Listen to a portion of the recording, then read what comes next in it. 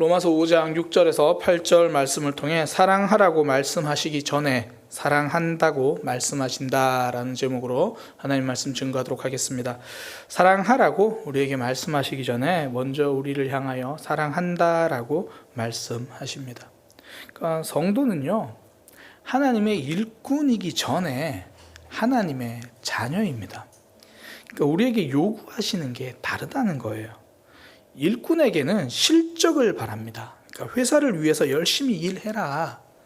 자녀에게는 실력을 바랍니다. 너를 위해서 일해라. 그러니까 똑같은 일을 주어도요, 바라는 모양이 다른 거예요. 그 영화 스타워즈에서 사람들이 꼽는, 거의 공통적으로 꼽는 최고의 명대사가 있습니다. 혹시 뭔지 아실까요? I'm your father. 내가 너의 아버지다. 그 주인공 루크가 적장이죠. 상대방이 검은색 가면 쓰고 등장하는 다스베이더와 열심히 싸웁니다. 광선검 가지고 막 휘두르거든요. 이것 때문에 형광등 많이 깬 아이들이 있을 거예요. 그 어릴 때 그거 휘두르고 싶어가지고 저는 용기가 없어서 휘두르지는 못했어요. 그렇게 열심히 싸우는데 그 검은 가면 쓴 다스베이더가 루크에게 하는 말이 그건 거예요. 나와 함께하자. 너에게 더 큰 힘을 주겠다. 근데 그때 주인공 루크가 계속 거절하거든요. 그러니까 다스베이더가 결정적으로 한마디를 합니다. 내가 너의 아버지다. I'm your father. 그러니까 너를 이용하려고 부르는 게 아니다. 너를 위한 초청이다. 나에게 오면 대우가 다를 거다. 그러니까 부하 직원과 아들은 다르잖아요. 그러니까 아버지의 마음을 알고 결정하라, 뭐 그런 뜻이죠. 물론 그 길 자체가 옳은 건 아니었기 때문에 루크가 잘 거절해 주었습니다. 그런데 그 다스베이더의 마음은 그거였거든요. 나와 함께하면 더 큰 힘을 내가 줄 수 있으니까. 그러니까 부하 직원처럼 대하지 않겠다는 거죠. 아들처럼 대하겠다, 그겁니다. 탈무드에 보면 이 아버지의 유언이라고 불리는 이야기가 하나 있어요. 시골에 있는 어느 부유한 아버지가 하나밖에 없는 아들을 이제 예루살렘에 공부하러 보냈습니다. 그러니까 아들은 그곳에서 열심히 공부를 합니다. 열심히 공부를 하는데 아버지가 갑자기 돌아가시는 거예요. 돌아가시다는 소식을 듣게 되죠. 그래서 아들은 그 소식을 듣고 열심히 이제 시골에 있는 집으로 가서 아버지 장례를 치릅니다. 그리고 나서 그 집에서 가장 인정받는 노예가 와가지고 아버지의 유언장을 보여주는 거예요.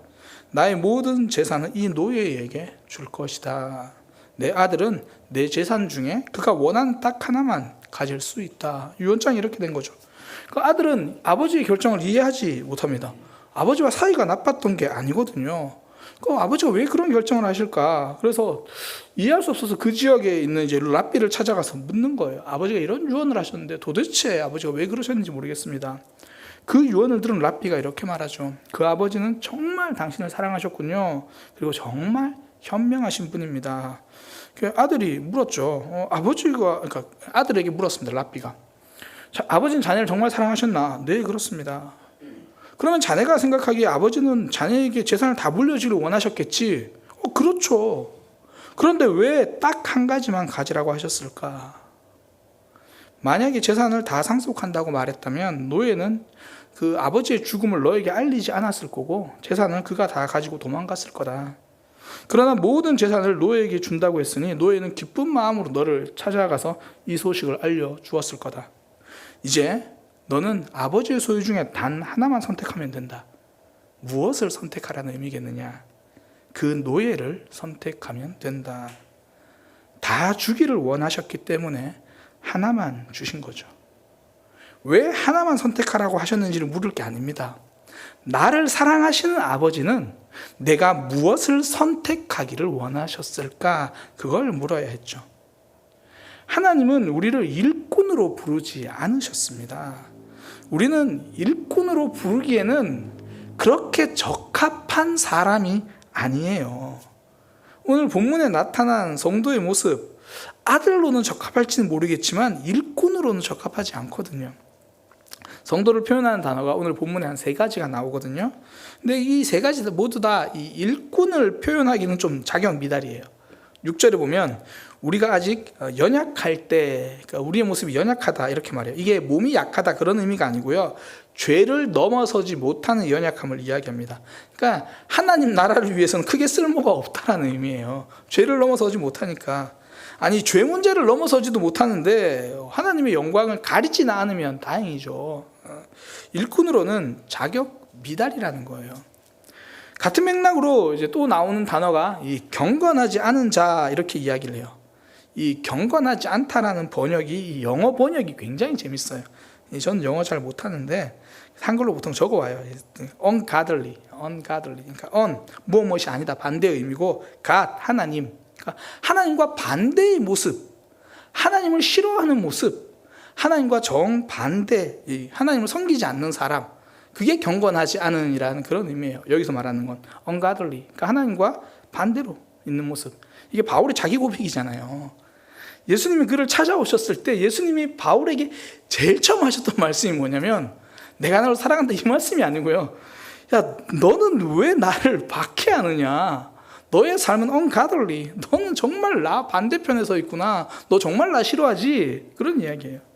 그러니까 바울이 하나님의 일을 열심히 할 것 같아서 부른 게 아니고요. 그러니까 일꾼으로 따진다면 자격 미달이에요. ungodly. 야, 내가 얘를 불러가지고 얘가 내 영광 안 가리면 다행이겠다. 뭐 그런 의미예요. 자격 미달, ungodly. 이게 바울만의 이야기가 아니잖아요. 저도 그래요. 이게 교회 일을 하면 하겠는데 하나님 일을 하려면 그게 어려워요. 단순하게 생각하시면 돼요. 제가 사랑하라고 설교하는 건 잘하거든요. 사랑하는 건 못해요. 이게 하나님의 일을 하기에는 저도 여전히 ungodly, 그냥 하나님과 크게 상관없는 모습으로 살아가는 사람이죠. 그러니까 하나님의 일꾼으로서는 자격 미달입니다. 마지막 단어, 이 죄인이거든요. 8절에 나와요. 우리가 아직 죄인 되었을 때, 그러니까 이 모든 걸 다 통합해버렸잖아요. 뭐 연약하다, 뭐 경건하지 않다. 이걸 딱 묶어가지고 한 단어로 말하라면 죄인, 뭐 이렇게 되는 거죠. 하나님을 향해서 등 돌리고 있는 거. 흔히 병법에서도 항복한 적장은 중용하지 말라고 그렇게 이야기를 해요. 왜냐하면 불과 얼마 전까지 칼 들고 나를 죽이겠다고 한 장수를 이렇게 중요한 위치에 세워둘 수 없잖아요. 그러니까 얼마 전까지 하나님은 원망했고 얼마 전까지 하나님 없다고 말했던 죄인을 그에게 하나님의 일을 선뜻 맡길 수는 없는 거예요. 그러니까 우리는 하나님의 일꾼으로서는 자격 미달입니다. 그러니까 하나님은 우리에게 일꾼으로서의 삶보다 먼저 자녀로서의 삶을 원하시는 거예요. 그러니까 단순하게 생각하시면 돼요. 하나님이 훌륭한 일꾼을 얻고자 독생자 예수님을 십자가에 죽게 하지는 않으셨을 거예요. 그분이 원하신 건 일꾼이 아니라 자녀입니다. 그러니 우리가 먼저 들어야 할 말씀이 뭐냐면 사랑하라는 그런 명령이 아니라 하나님 우리를 사랑한다라고 하는 고백이죠. 하나님은 사랑하라고 말씀하시기 전에 사랑한다라고 먼저 말씀해 주십니다. 그러니까 이 순서가 바뀌지 않아야 믿음이 행복이 돼요. 이 로마서의 대가라고 불리는 목사님, 마틴 로이드 목사님, 그분이 로마서 설교는 굉장히 유명하거든요. 그 목사님이, 마틴 로이드 목사님이 이 본문을 설교하면서 이렇게 말씀하셨어요. 가장 위대한 성도들의 가장 큰 특징은 언제나 자기들을 사랑하신 그 하나님을 깨달았다는 겁니다. 위대하신 성도들의 가장 대표적인 특징이 자기 자신을 사랑하는 그 하나님의 사랑을 깨달은 것, 이것이 위대한 성도라는 거예요. 그러니까 마틴 루터가 종교 개혁자가 될 수 있었던 건 뜨거운 열심이 있었기 때문이 아닙니다. 하나님의 뜨거운 사랑을 만났기 때문이에요. 그러니까 그는 늘 말씀대로 살려고 했지만 계속 넘어졌잖아요. 뭐 고해성사를 하고 나면 돌아서서 가던 중에 머릿속에 죄가 파고들어서 다시 고해소로 달려가던 그런 사람이 마틴 루터거든요. 그러니까 하나님을 사랑하는 삶을 살고는 싶은데 자신을 보면 그게 안 되더라, 이걸 깨달은 사람이 루터잖아요. 그런 그가 하나님 앞에 행복하게 서게 된 건요, 하나님을 사랑해야겠다고 다짐했을 때가 아니라 하나님이 나를 사랑하시는구나, 이거 깨달았을 때예요.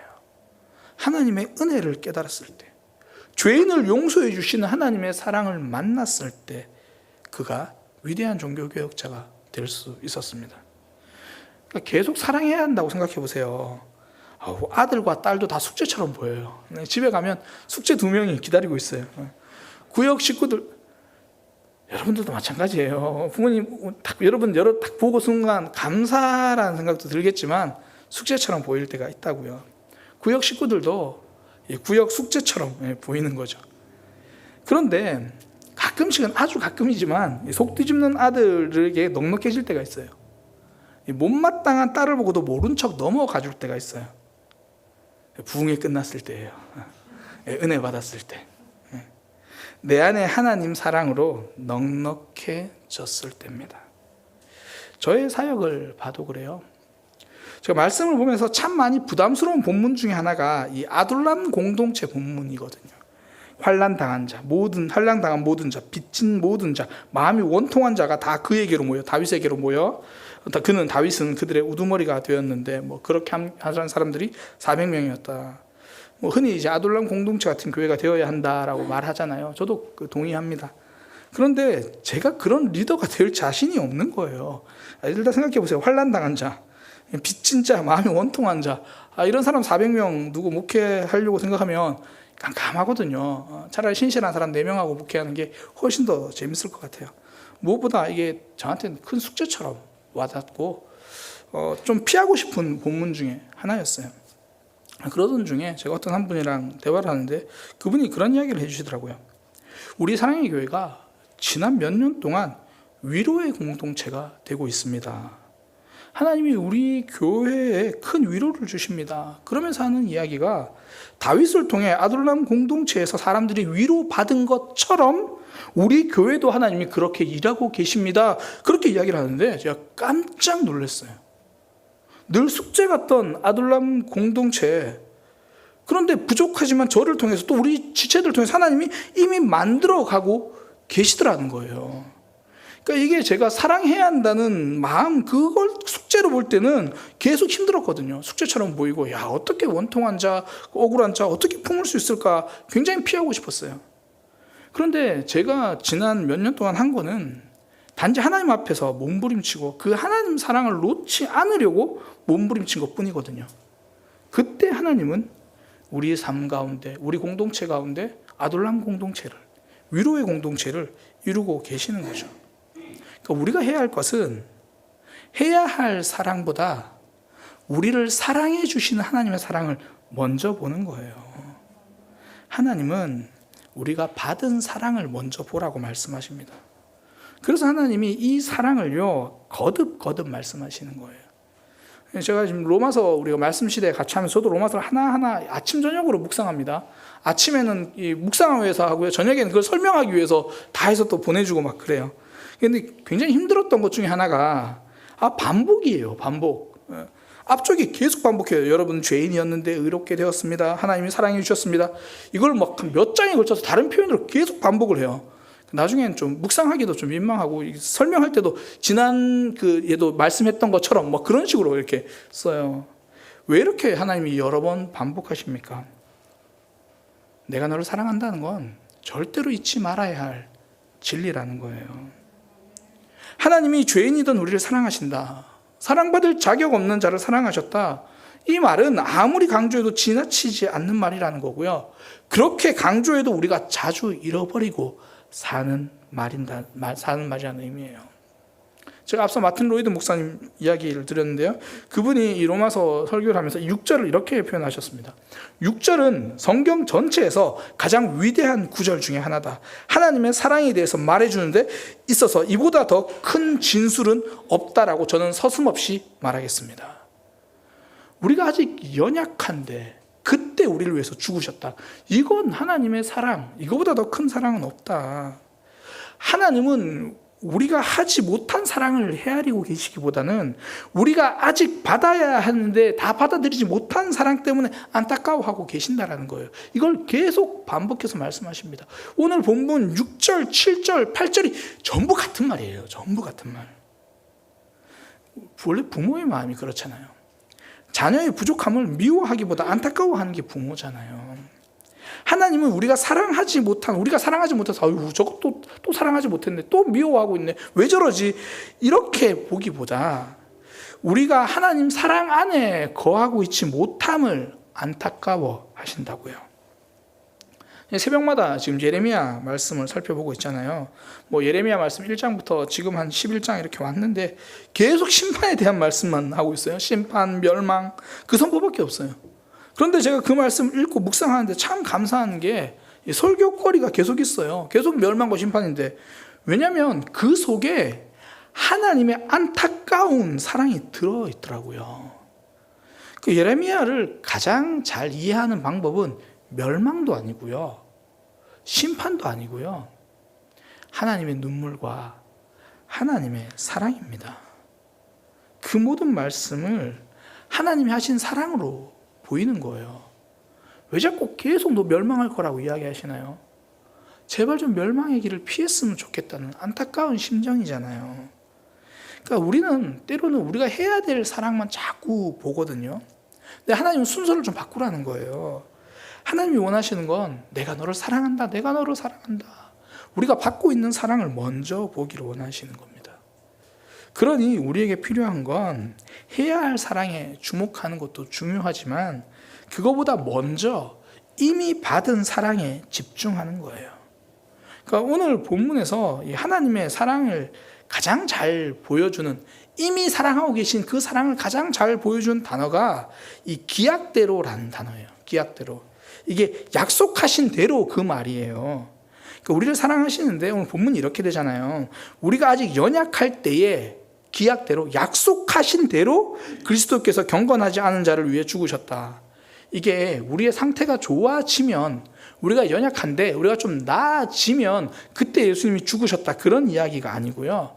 하나님도 저거 보다가 어떡하지 이제, 도저히 답이 없네, 어떻게든지 내가 좀 살려볼까, 예수를 보내줄까, 이런 게 아니라 처음부터 약속하신 대로 우리의 모습과 상관없이 하나님은 그냥 약속하셨고 그걸 이루신다는 거예요. 이미 계획대로. 우리의 사랑은 변덕입니다. 하나님의 사랑은 불변입니다. 우리의 모습과 상관없다는 거예요.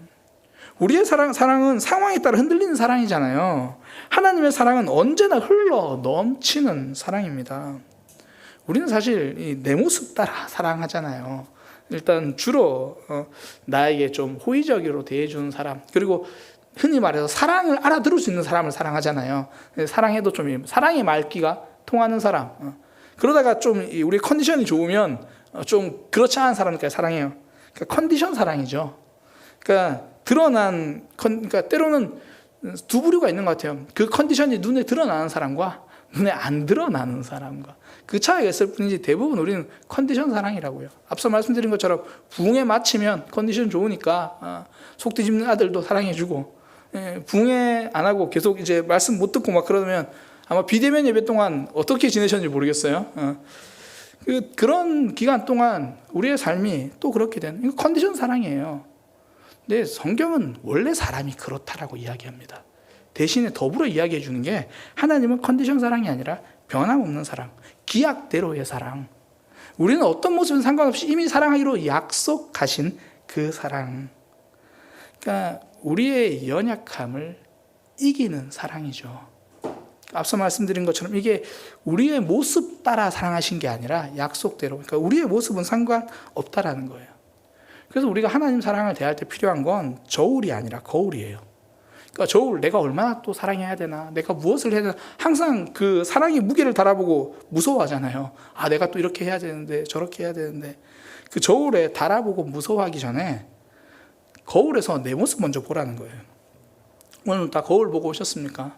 얼굴 보니까 다 거울 보고 오신 것 같은데, 거울을 보면 사실 얼굴은 다 예쁘고 잘생기셨습니다. 정말이에요. 그런데 사랑은 못났잖아요. 우리 얼굴은 잘생겼는데 우리의 사랑은 못났어요. 뭐 사랑 대신 집착할 때가 많잖아요. 용납 대신 미움이 있잖아요. 그런데 우리의 모습을 보면 사랑이 참 못났는데 하나님은 그런데도 우리를 사랑해 주신다라는 거죠. 우리 흔히 하는 이야기가 있잖아요. 뭐 너무 식상한 그 개그긴 한데, 뭐 어떤 남자랑 여자랑 둘이 걸어가는데 남자가 굉장히 못생겼으면 하는 말이 저 남자 돈 많나 보다, 뭐 그런 이야기 하잖아요. 뭐 그러다 결론으로 나오는 이야기 아시죠? 둘 다 굉장히 못생긴 사람이 걸어가면 야 정말 사랑하나 보다 그러잖아요. 거울 보면 우리의 사랑이 진짜 못났다고요. 그걸 통해서 우리가 깨닫는 건 뭐예요? 하나님이 나를 정말 사랑하시나 보다. 그러니까 사랑해야 한다는 숙제를 들고 거울 앞에 먼저 서시기 바랍니다. 나 이거 못해도 하나님 나를 사랑하시는구나. 나 정말 못난데 하나님은 그런 나를 사랑하시는구나. 성도는 그거 깨닫는 거예요. 그러니까 하나님이 우리에게 사랑한다 말씀하시지 않는 게 아니고요. 침묵하시는 게 아니고 내가 외면하는 거예요. 다시 말씀드립니다. 정말 하나님 나를 사랑하는지 잘 모르겠으면 거울 앞에서 보시면 됩니다. 이런 못난 모습 우리를 사랑하시잖아요. 기약대로 우리의 모습과 상관없이 약속대로 그냥 사랑해 주시는 거예요. 저는 그래서 이렇게 권면합니다. 이미 하나님 우리를 사랑하고 계시니까 그 사랑을 발견하시기를 소망합니다. 그러니까 하나님 사랑에 목마른 사람이 되세요. 이게 사랑을 받아내겠다는 게 아니라 이미 주신 사랑을 찾아보겠다라는 갈급함 있잖아요. 가끔씩 요즘 휴대폰으로도 그 게임 많이 나오던데 옛날에 보면 틀린 그림 찾기라는 거 있죠. 보통 틀린 그림 한 5개 찾으라 그래요. 그런데 그 5개라는 말 속에 굉장히 큰 은혜와 사랑이 있는 거 아세요? 틀린 그림 그냥 찾으라 그러면 내가 3개를 찾아놓고도 이게 다 찾았는지 안 찾았는지 몰라요. 5개라고 하니까 내가 4개를 찾으면 끝까지 하나 더 찾아볼 수 있다고요. 왜? 5개가 있으니까. 하나님의 사랑은 이미 우리에게 주어졌어요. 5개 맞나요? 5개 맞아요. 우리가 다 못 찾은 것 뿐이에요. 우리의 삶 가운데 아직 우리가 다 못 발견한 것 뿐이에요. 하나님은 우리에게 이미 사랑해 주셨습니다. 그래서 이스라엘 백성들에게 가장 많이 하나님 하신 이야기가 뭐냐면 너희는 출애굽을 기억하라. 너희는 홍해 사건을 기억하라. 자꾸 하나님 지금 어디 계시냐, 어떻게 우리를 사랑하셨냐 그렇게 이야기를 하는데 오늘날로 말하면 그거잖아요. 십자가를 바라보라. 그 구원의 사건을 바라보라. 하나님의 사랑은 발견하는 거예요. 하나님이 어디에든 계신다고 우리 말하잖아요. 그 말은 어디서도 우리를 사랑하고 계신다는 이야기입니다. 어디서도 그 사랑을 발견할 수 있다라는 이야기입니다. 때로는 부담스러운 말씀에서도, 때로는 위로의 말씀에서도, 때로는 오늘 하루 나를 힘들게 했던 저 사람의 말 속에서도 우리는 하나님의 사랑을 발견할 수 있습니다. 하나님 그렇게 우리를 사랑하시거든요. 성도는 해야 할 사랑에 집중하기보다 받은 사랑에 먼저 주목하는 사람입니다. 그 사랑이 넘치면요, 그 사랑이 흘러가게 되어 있습니다. 이 순서를 잘 기억하는 믿음의 삶이 되기를 소망합니다. 사랑하라고 말씀하시기 전에 사랑한다고 말씀하셨습니다. 그 사랑 붙들고 발견하며 살아가는 믿음의 삶이 되기를 소망합니다. 기도하겠습니다. 하나님, 우리의 삶에서 하나님의 사랑에 집중하고 하나님의 사랑을 발견할 수 있는 모습 되도록 인도하여 주옵소서. 하나님께서 나를 정말 사랑하시나 질문하기 전에 이런 내 모습도 자녀라 불러주신다는 것, 그 사랑을 깨달을 수 있게 하여 주옵소서. 이미 하나님의 사랑은 우리 삶 곳곳에 흩어져 있고 우리 곳곳에 드러나 있는데 그 사랑을 발견하기 위해 갈급해하며 목말라 하는 삶이 되게 하여 주옵소서. 이미 사랑을 흩뿌려 두셨습니다. 그 사랑 발견하며 붙잡고 살아가는 믿음의 삶이 되게 하여 주옵소서. 예수님의 이름으로 기도드립니다.